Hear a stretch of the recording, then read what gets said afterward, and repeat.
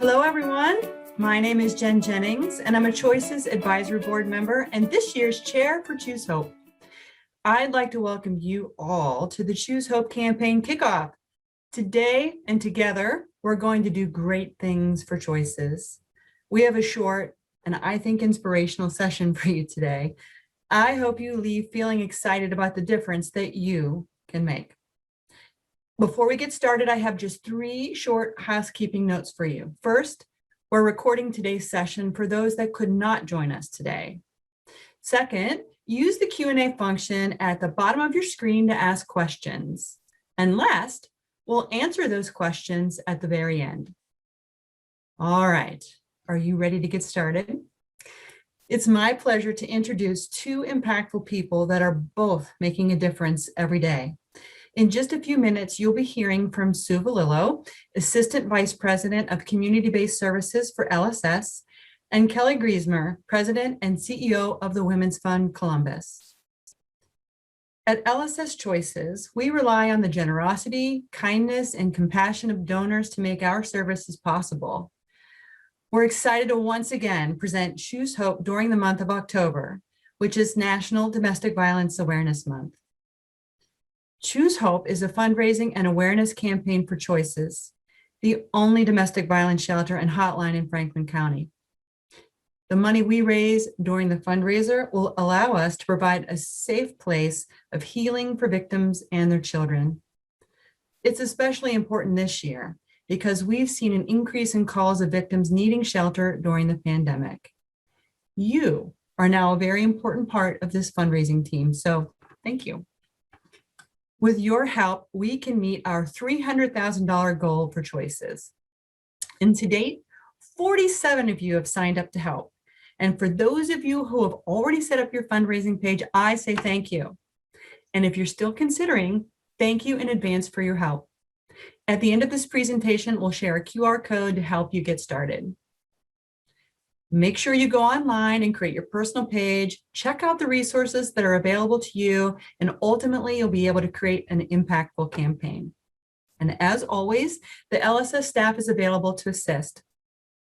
Now's the time to ask your friends, family, colleagues, and neighbors to join you in saying yes to choosing hope. As you run your campaign, remember it's as simple as asking your friends to support you. We've all been part of fundraising for things like 5Ks, Pelotonia, and all those other events where we've supported our friends. Now it's time for you to ask them to support you.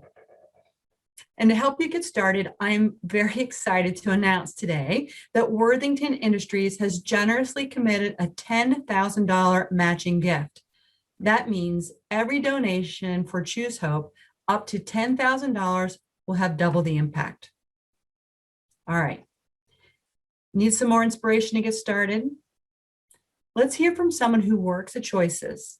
Next up is Sue Valillo, Assistant Vice President of Community-Based Services. But after this short video. My relationship with my abuser was very volatile. I tried to get away so many times, and I would, but he would somehow find me. It impacted my dreams. I no longer dream. I was just surviving. But every time Choices with open arms accepted me. And that is important, to know that you have a support system.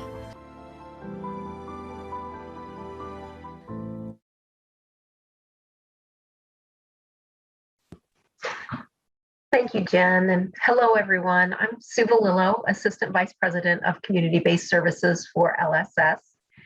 It was so great to see LaShondra on the screen, to know how well she's doing, and to hear that she felt welcomed and supported whenever she came to Choices. That's what we're here to do, and that's what we're asking your help with.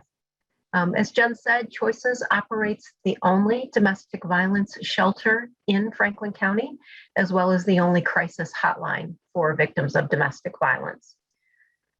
Last year, we served 863 people in shelter. Of those, 400 were children. So you can see the impact domestic violence is having in our community just by those numbers alone. I'll share with you that that was a 17% increase in calls to our crisis hotline over the prior year, where last year we had just over 4,500 crisis hotline calls, and a 34% increase in the number of victims using our shelter. We've made a commitment in this community that we will never turn away anyone in high danger in a domestic violence situation, regardless of our capacity. And we are almost always at this point over capacity. In fact, we have been in excess of capacity since December of 2020. So the need is great. While people are with us in shelter, we offer a variety of services. People work with an individual case manager to help them make a plan to be able to exit the shelter safely into community living where they are safe and stable. We offer counseling services. We have education, support, and recreation groups for adults and children.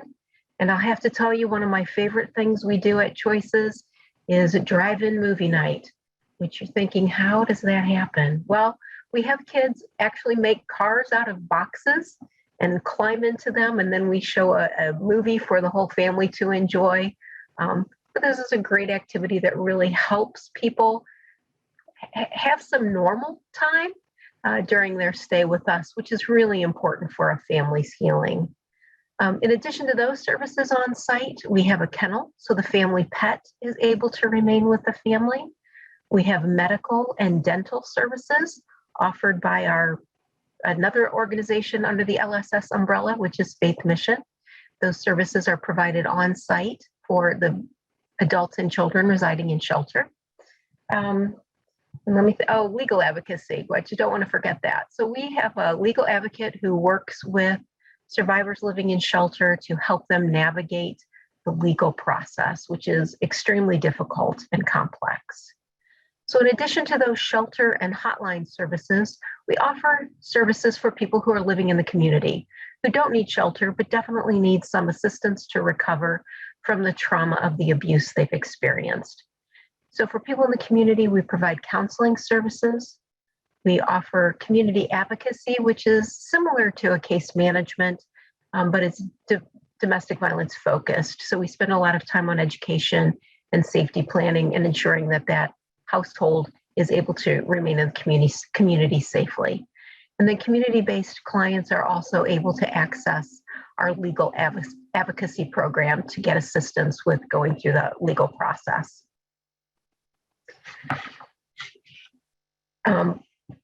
This year has been particularly difficult, as I'm sure many of you can imagine, for victims and survivors of domestic violence. It's been difficult for everyone.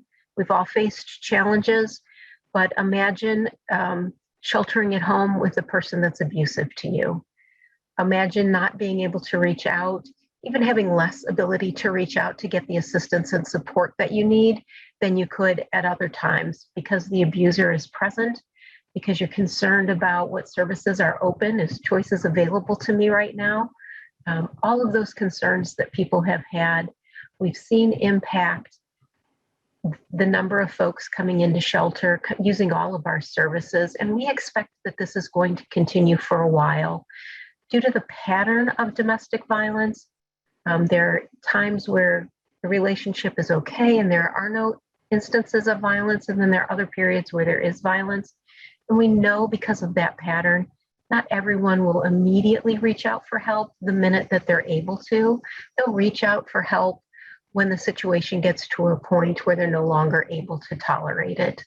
And this is work we just can't do alone. We really need the community support, and it's where you come in. We every day see what can happen as the result of the generous support of people like you who help us maintain and sustain this organization. Our goal is to break the cycle of domestic violence, and this is the role that you can help us with. I want to thank you again for being here and ask you to give just another quick listen to someone who has experienced Choices services and learn from them, and then we'll hear from Kelly Gracemer, President and CEO of the Women's Fund Columbus. Thank you. My husband went to US after we get married. He always drank every night. When my baby is 6 months old, my ex choking me in the back when he got drunk. I don't know nobody here. I just need to save my baby. Choices help me with legal aid. I have place to stay. I have friends to talk. I have guest worker here. I have no family here. If though I have no choices, I don't know where I need to go. There is hope with choices. I say thank you so much for choices for helping me.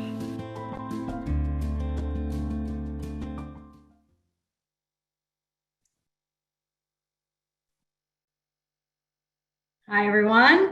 I'm Kelly Gracemer. I'm president and CEO of the Women's Fund of Central Ohio, and I've been in that role for about 3 years. But prior to that, for a long time, even when I was an attorney in my first career, my passion has been for gender equity, and I was on the board of the Women's Fund and also was on the board of Choices prior to Choices joining LSS.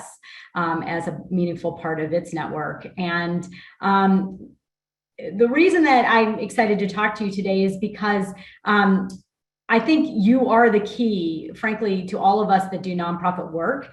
It is your passion for this mission that changes what we do. What I can tell you is that after I stopped being a lawyer, my first nonprofit job was at Pelotonia. I worked there for the first 7.5 years. And what I learned there was that it is those champions in the community who change the face of the community by going out, by being vulnerable, by being authentic, by explaining how much you care about a particular mission and how much it means to you and maybe your family members or others you may know who may have experienced domestic violence, who, you know, every single one of us, unfortunately, I would guess, could point to a situation where we've heard about a friend or a family member or someone in our college days or our high school days or in our neighborhoods who have experienced domestic violence. And the problem is not enough people are speaking about it. And what I can tell you is that when I was on the board of Choices before LSS, Choices didn't have the facilities that they have now. And it was a dream of the board members that, like me at the time, that we would ever have a facility like exists right now. And what I already know from talking with Sue and others is that this facility is already pushed to the brink. And what that means is there's not enough of us talking about domestic violence in the community. And there's not enough of us being honest and vulnerable about why people need to fund efforts to stop domestic violence and to help women out of this cycle and to make them understand it's not them and that it is a cycle. And we have to be vulnerable about that and we have to be authentic about it. And when people always ask me, well, what was the secret sauce of Pelotonia? It was that people are very vulnerable and very authentic about their experiences with cancer. They want to tell the stories of what happened to them or their family members, people that they know and people that they've lost. And that makes your friends, your family, your colleagues, your neighbors, they may not understand domestic violence, but when you tell them that you understand it and that you are passionate about making a difference and you're passionate about changing the way our society views domestic violence, they will invest in you, even if they don't understand Choices yet, even if they don't understand what Choices does and how important it is, even if they don't understand what domestic violence is. And unfortunately, a lot of people in this world still don't understand what domestic violence is. And so it's our job to say that and to be passionate about it. And that's what being a captain for this is. It's not asking people for money. It's asking people to accept your passion, to be part of your journey to change the world.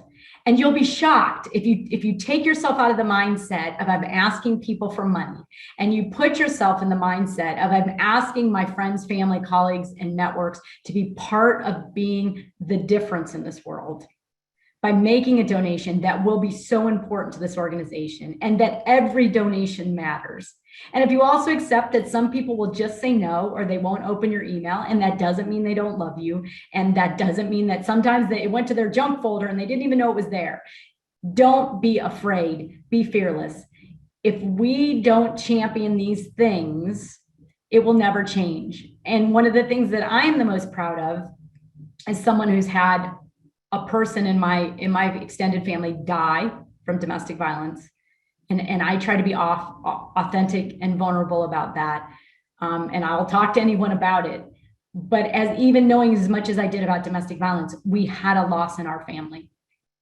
And that means that I didn't do a good enough job talking about it, raising money for it, trying to change the world about it. But the one thing I also know is that from my time on the board until now, there is a great facility. And it's because people like me and you stayed in the game and helped to raise money. So what I'm here to tell you is none of us necessarily were born to be fundraisers.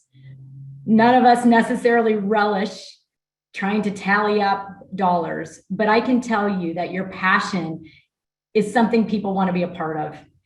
Your vision for the future is something that people want to be a part of.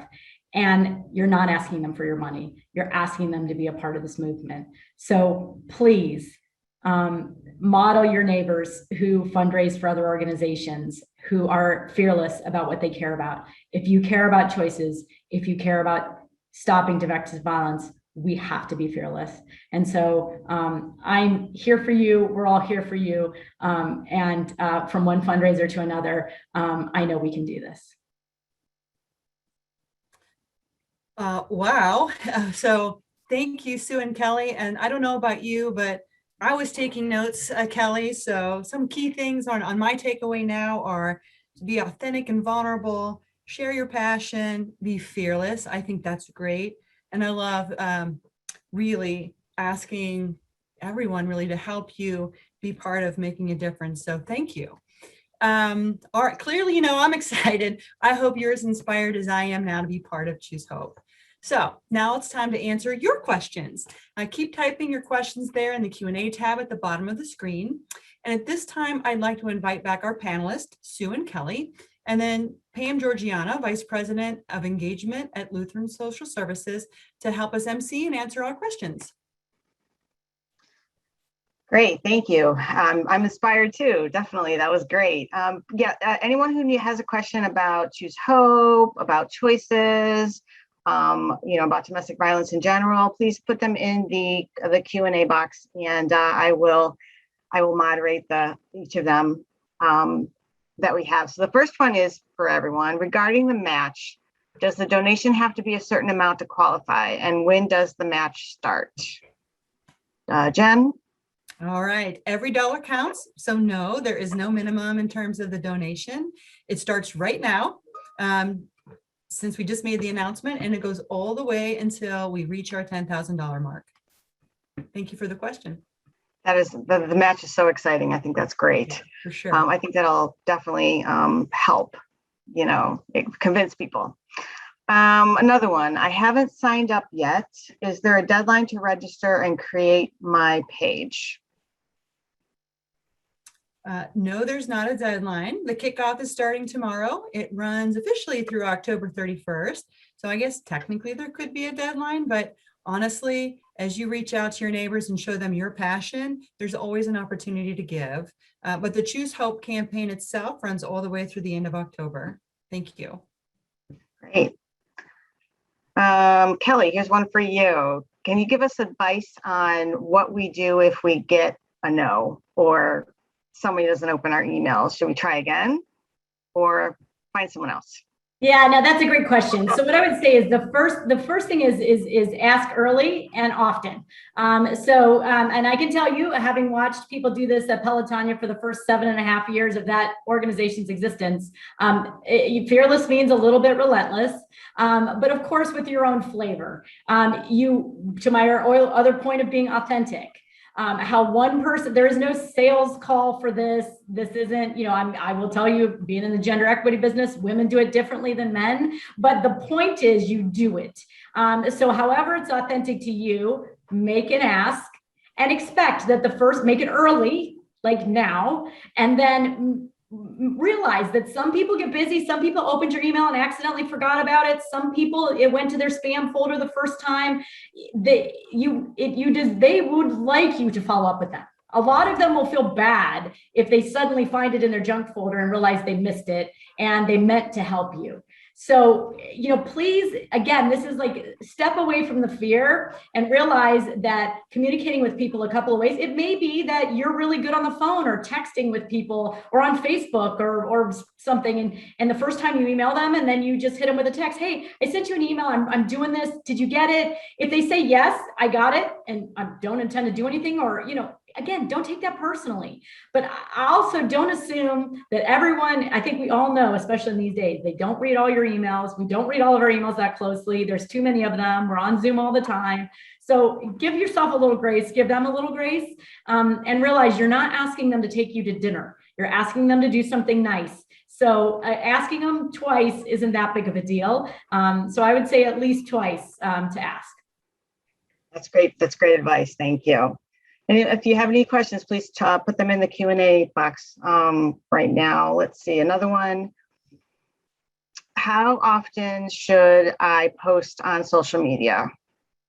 Ooh, that's a Is great there advice? question. Yeah. Yeah. So my other part-time job, my day job is marketing, as Pam, I know yours is too. So I'd say a couple of things. First of all, best practice is at least one time a week, but probably up to two.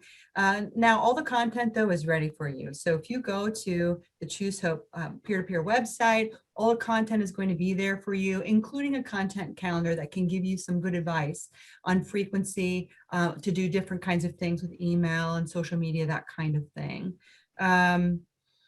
And then also don't forget that Pam has been posting for Choices as well. So as you see content out there relative to Domestic Violence Awareness Month, make sure you like and share that as well as a supplement to your campaign too. Great. And here's one from Carrie. Do we have any language I can use in my email messages about Choices and how the donations will be used? Oh, absolutely. Again, if you go to the website, you'll see lots of examples of, the different dollar amount of the donations, what it'll actually help support. There's sample texts and emails that you can put out there. We already talked about the social media posts. So truly about anything you might need from content is there. And if you're looking at that site and there's something that's missing, just let us know and we'll be happy to add it. Can I just add that the one thing I would say with regard to social media and emails, it's always good to get a running start, but back to authenticity. If it sounds like it's a boilerplate letter, it's going to sound like a boilerplate letter. So I encourage you to just jot through it at least and make sure it sounds like you. And also don't assume that just because you posted something that people saw it. There's algorithms in Facebook and all these things that keep people that even are your best friends often from seeing some of the things you post. So people always said to us at Pelotonia, well, why don't you just put up a billboard? No one would have ever registered for that event if all we did was put up billboards. We went door to door talking to people, telling them why we were passionate about what we were doing. So please put yourself in the formula. Putting stuff on Facebook will not be enough to get them to give in most cases, no matter how good the cost. Oh, Gary, that's a great ad. That's absolutely true. You're going to find what works best for you.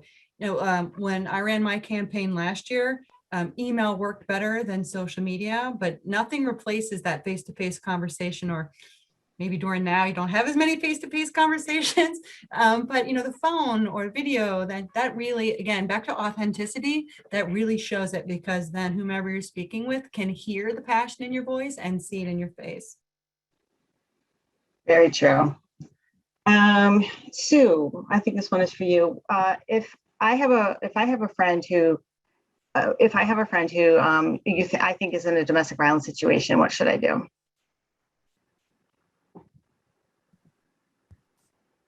So if you're concerned about somebody, the best thing you can do is just to be present with them.